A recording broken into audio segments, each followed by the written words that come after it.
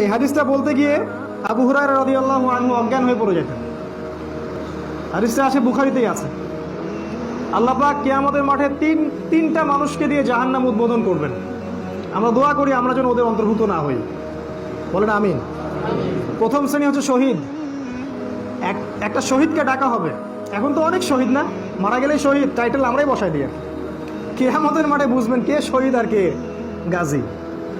শহীদকে ডাকা হবে, আল্লাহ বলবেন কি করেছো আমার দিনের জন্য? সে বলবে আমি আপনার জন্য শহীদ হয়ে গেছি। আল্লাহ পাক বলবেন কাযাবত, মিথ্যা কথা বলছো তুমি। তুমি এই জন্য যুদ্ধে গিয়েছিলে যাতে মানুষ তোমাকে বলে তুমি অনেক বড় বীর, অনেক বড় কি গোত্রপ্রীতি আছে তোমার মধ্যে।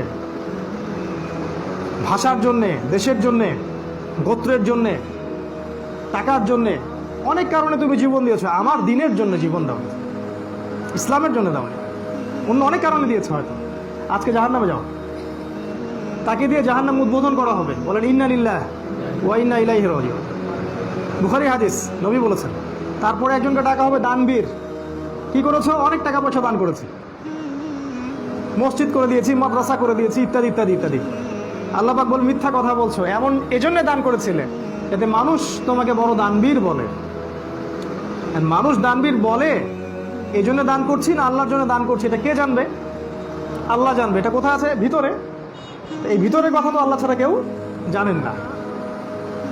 এই হলো দ্বিতীয় মানুষ যাকে দিয়ে জাহান্নাম উদ্বোধন করা হবে। আর 3 নাম্বার, এই যে আলেম, হুজুরকে ডাকা হবে, শায়েখকে ডাকা হবে, উস্তাদজিকে ডাকা হবে, বুজুর্গকে ডাকা হবে। কি করেছিলেন? কোরআন সুন্নাহ শিখেছি, আল্লাহ আপনার দিন প্রচার করেছি, অনেক কোরআন তেলাওয়াত করেছি, মানুষকে দিন শিখিয়েছি।